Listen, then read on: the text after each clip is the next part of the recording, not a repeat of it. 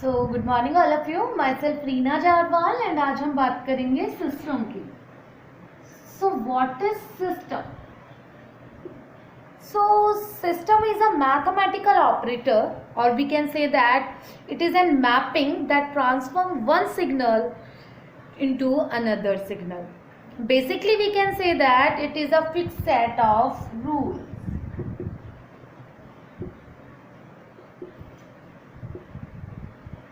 So system हम ये कह सकते हैं that it is a fix set of rules, और हम ये भी कह सकते हैं कि जो सिस्टम होता है it is the combination of circuit, device and network.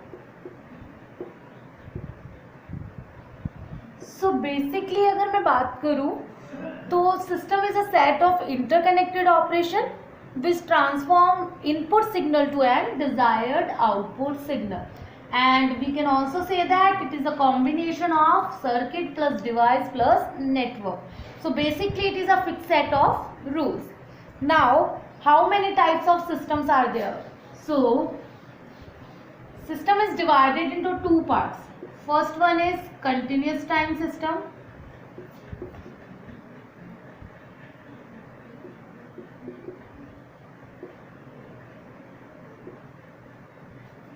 Second one is discrete time system.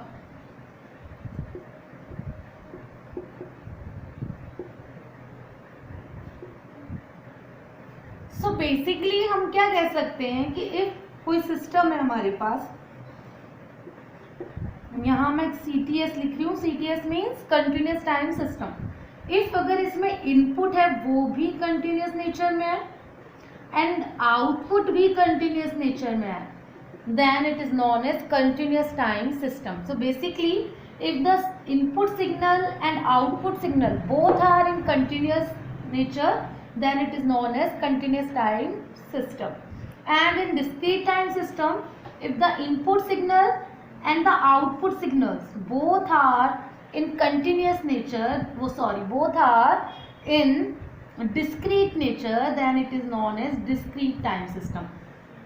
So here x of n is a discrete signal and y of n is also a discrete signal. So basically here the input and output signals both are in discrete nature, so that's why it is known as discrete time system. Now interconnections of system. Now we study about interconnection of system. So system interconnections are divided into, firstly पहले मैं लिख देती हूँ, interconnection of system.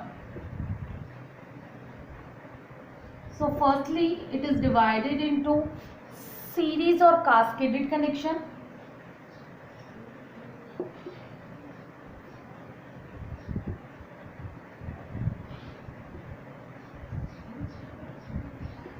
Second one is parallel interconnection.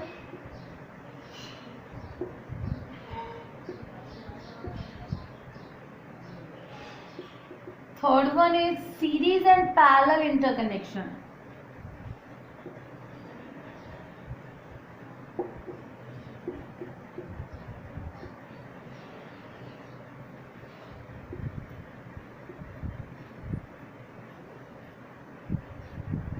And fourth one is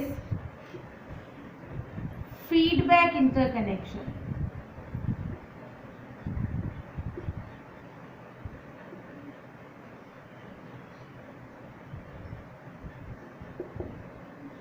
So basically जो interconnections है systems का वो 4 parts में divided है. First one is series of cascaded interconnection.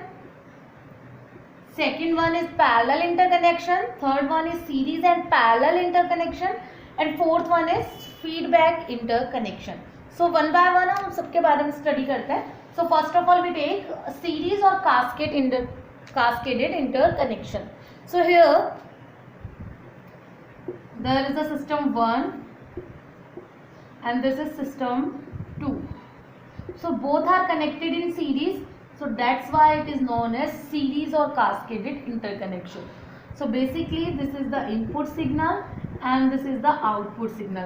तो हम क्या कह सकते हैं, if दो systems हैं जिनको सीरीज में कनेक्ट किया जाए then it is known as series और कास्केडेड इंटरकनेक्शन. तो आपको दिखाई दे रहा है यहाँ पर सीरीज सिस्टम 1 एंड सिस्टम 2 दोनों कास्केडेड फॉर्म में कनेक्टेड है and here is the input signal and last one is the output signal. So the connection of in the form of series is known as series और cascaded interconnection. Second one is parallel interconnection.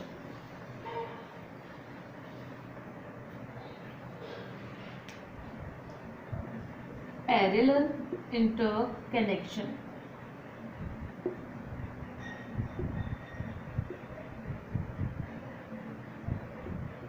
So parallel interconnection में क्या होता है, जब दो systems को parallelly connect किया जाए देन वो पैरेलल इंटरकनेक्शन कहलाता है. जैसे फॉर एग्जांपल यहाँ पर ये सिस्टम 1 है and this is system 2. So system 1 and system 2 को पैरेलली कनेक्ट किया जाए then it is known as parallel interconnection. तो यहाँ पर जो आउटपुट आएगा उसको एक एडर के थ्रू ऐड करके आउटपुट में दिया जाएगा. So this is the input and that is subdivided into two parts for system 1 and second for system 2 and the output is added by adder and then the final output will be obtained in parallel interconnection. So basically जब दो system को हम लोग parallel interconnect करते हैं तब हमारे पास जो इंटरकनेक्शन हमें विजिबल होता है पैरेलल में इंटरकनेक्ट करने के बाद, तो वो पैरेलल इंटरकनेक्शन होता है. इसके अंदर क्या होता है, इनपुट जो भी होगा वो पार्शली सब डिवाइडेड हो जाएगा for system 1 and system 2. Then जो भी आउटपुट हमारे पास आएगा वो एडर के थ्रू ऐड होके फाइनल आउटपुट के थ्रू ऑब्टेन्ड होगा. So this is the parallel interconnection form. Now third one is series and parallel interconnection.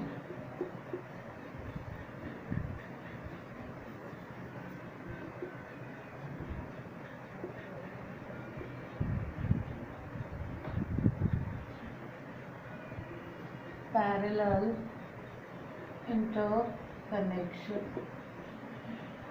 So basically series and parallel interconnection में क्या होता है, हमारे पास here दो सिस्टम है S1 एंड S2. इनको दोनों को तो कनेक्ट कर दिया हमने सीरीज में और इन दोनों सिस्टम के अप्रॉक्सीमेट एक और सिस्टम लगाया S3 जिसको इसके साथ कनेक्ट किया गया पैरेलल में. ये हमारा input signal.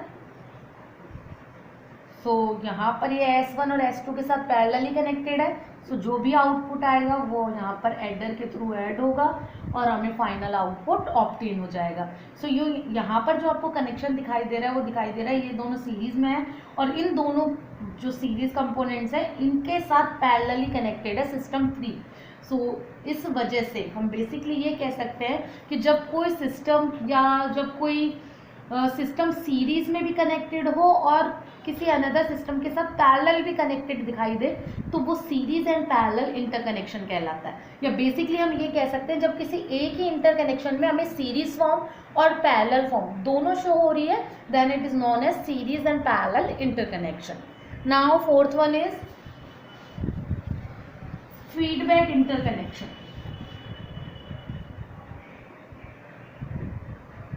feedback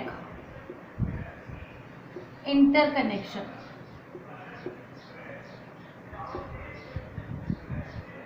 Feedback interconnection. So in feedback interconnection, first of all we take a system 1. So system 1 में हमने इनपुट दिया और सिस्टम 1 का जो आउटपुट है वो फीडबैक होकर सिस्टम 2 के थ्रू फिर से इनपुट में मिक्स हो रहा है और यहाँ पर एक एडर लगाया. इस एडर के थ्रू ऐड या सब्ट्रैक्ट हो रहा है. तो बेसिकली इफ अगर यहाँ पर प्लस का साइन है that means positive feedback. If अगर यहाँ पर माइनस का साइन है then it is negative feedback. तो बेसिकली यहाँ पर जैसे मैंने प्लस का साइन लगाया हुआ है दैट इज पॉजिटिव फीडबैक. तो बेसिकली हम कह सकते हैं जब इनपुट सिग्नल किसी भी सिस्टम पर दिया जाता है उसके बाद जो भी हमें आउटपुट ऑब्टेन हुआ है उसका कुछ पार्ट फीडबैक होकर इनपुट में आके फिर से मिक्स हो रहा है then it is known as feedback interconnection. So here the output of system 1 is feedback into the input with the help of system 2. So this is the feedback interconnection. Now हम बात करेंगे system की properties की, means properties of system.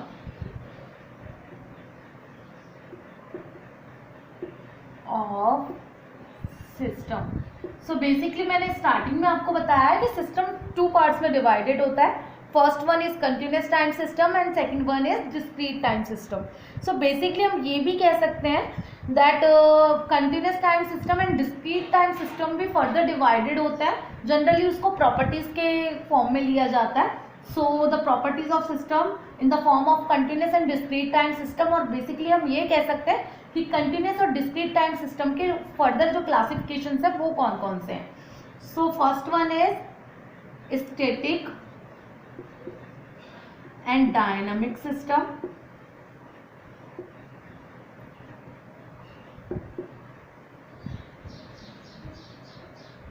Second one is causal and non-causal system.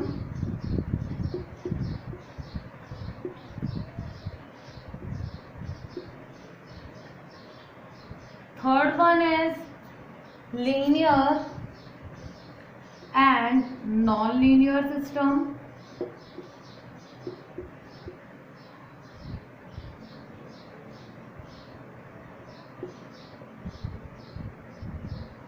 Fourth one is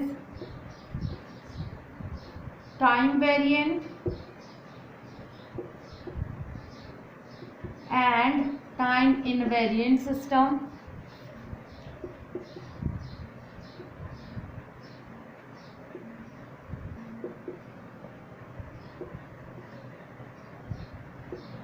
Fifth one is stable and unstable system.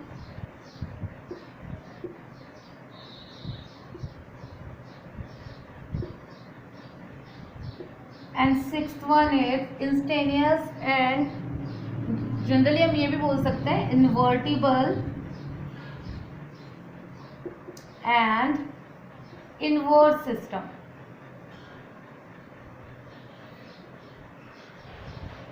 So these are the 6 properties of this system and basically it is the further classification of continuous time and discrete time system. So basically इसको हम properties के through भी ले सकते हैं and generally ये classification जो है कंटिन्यूस टाइम और डिस्क्रीट टाइम सिस्टम उसके अकॉर्डिंग भी आप इसको रेफर कर सकते हैं. सो नाउ हम इनको एक एक करके डिस्कस करते हैं. So first one is static and dynamic system.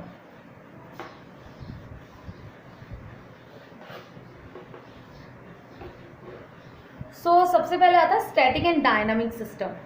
So सबसे पहली चीज जो मैं आपको बताना चाहूंगी वो ये है कि स्टैटिक सिस्टम मेमोरी लेस होते हैं. So basically we can say that the system whose do not contain, क्या बेसिकली हम ये कह सकते हैं the system in which it do not contain any memory element is known as static system. Or basically we can also say that those system whose output signal value respectively depends on only upon the present value of the input signal. Means जो output value है या output signal value है वो सिर्फ और सिर्फ जो input signal की प्रेजेंट वैल्यू है उस पर डिपेंड करे तो वो कहलाता है हमारे पास स्टैटिक सिस्टम. अदरवाइज वो होता है हमारे पास डायनामिक सिस्टम. सो बेसिकली हम क्या कह सकते हैं कि स्टैटिक में मेमोरी लेस सिस्टम है, यानी कि इसमें कोई मेमोरी एलिमेंट नहीं होता और इसके अंदर आउटपुट वैल्यू सिर्फ और सिर्फ इनपुट सिग्नल की प्रेजेंट वैल्यू पे डिपेंड करती है. तो ये स्टैटिक सिस्टम होते हैं.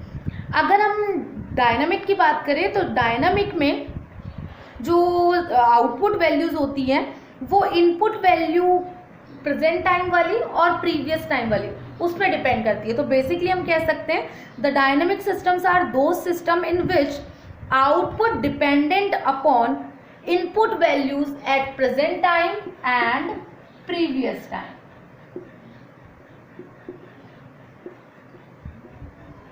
सो दोनों में आपको डिफरेंस समझ में आ ही गया होगा।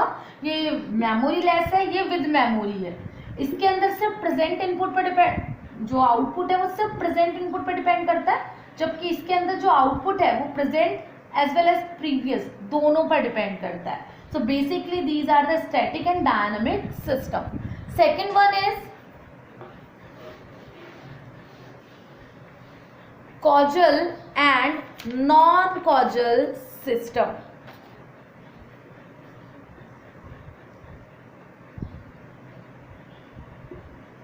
And non-causal system. तो causal system कौन से होते हैं?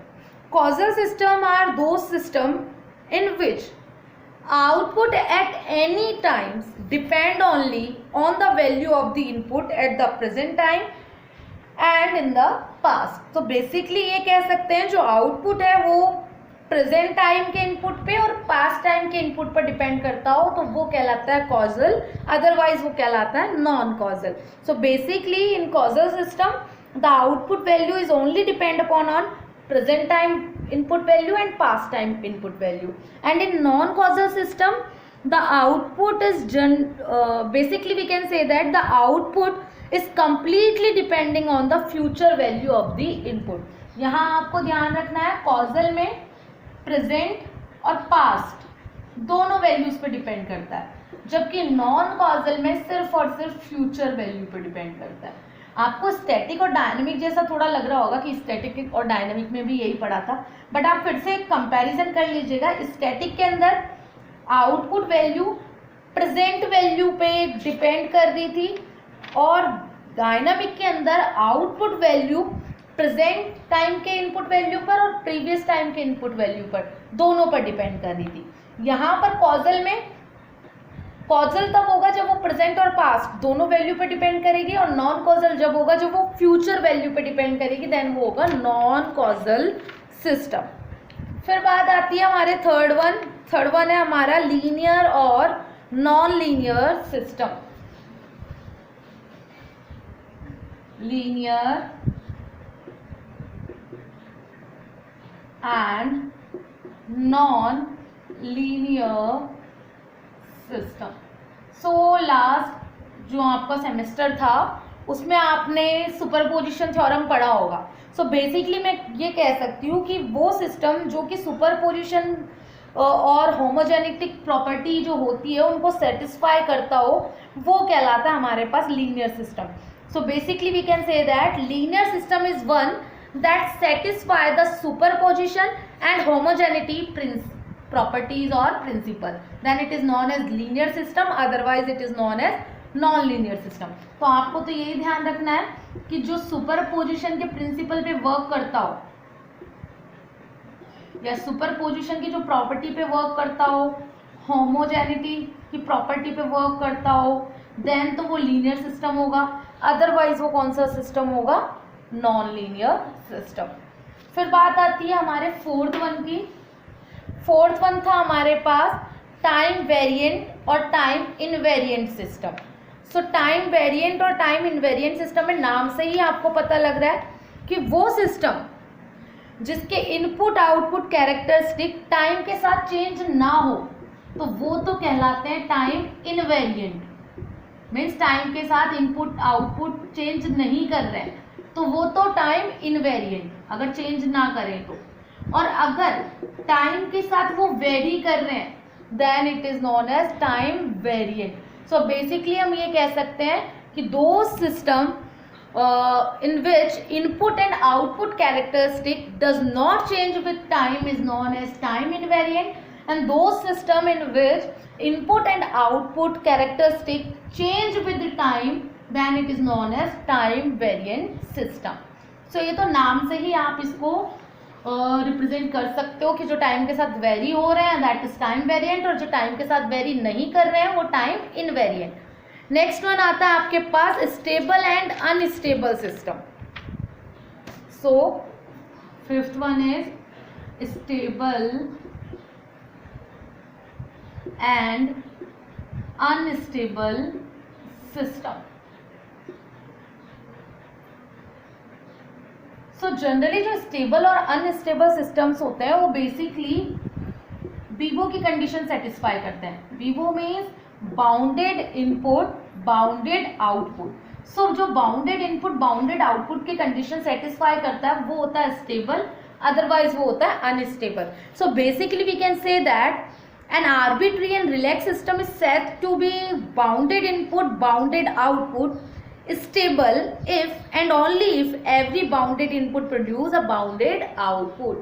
Means if every bounded input एक बाउंडेड आउटपुट को ही प्रोड्यूस करे देन वो जो सिस्टम होंगे वो स्टेबल होंगे, अदरवाइज वो सिस्टम अनस्टेबल सिस्टम होंगे.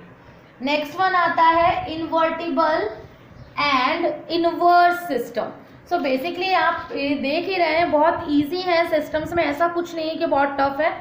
तो 6 नंबर पे है invertible and inverse system. Inverse system. So basically a system is said to be invertible if distinct input leads to distinct output. So basically एक diagram है जिसके through मैं आपको इन्वर्टिबल सिस्टम को शो कर रही हूँ. So in this is an system and this is an inverse system.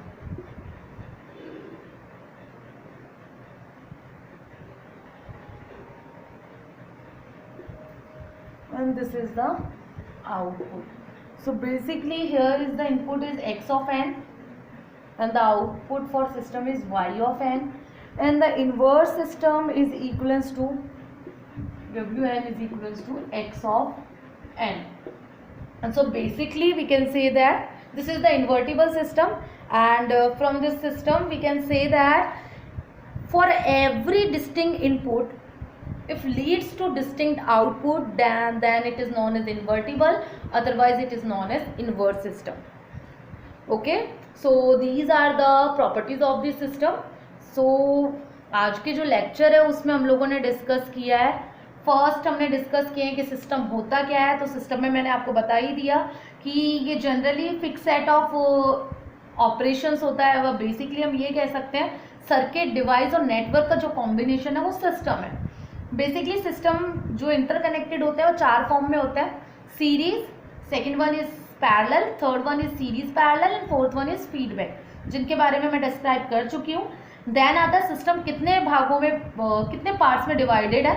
तो वो 2 पार्ट्स में है, continuous time system and discrete time system. And उनको भी अगर फर्दर क्लासीफाइड किया जाए या उनकी प्रॉपर्टीज के बेस पे लिया जाए तो ये 6 पार्ट्स में डिवाइडेड होते हैं. First one is static and dynamic, second one is causal and non-causal, third one is time variant and time invariant, fourth one is stable and unstable, fifth one is invertible and inverse, and sixth one is linear and non-linear system. So basically ये 6 parts हैं, 6 properties हैं system की जो आपको याद रखनी है. इस लेक्चर से रिलेटेड कोई भी क्वेरी आपके माइंड में जनरेट होती है तो आप आपकी जो ऑनलाइन क्लास होती है वहाँ हमसे पूछ सकते हैं. So thank you.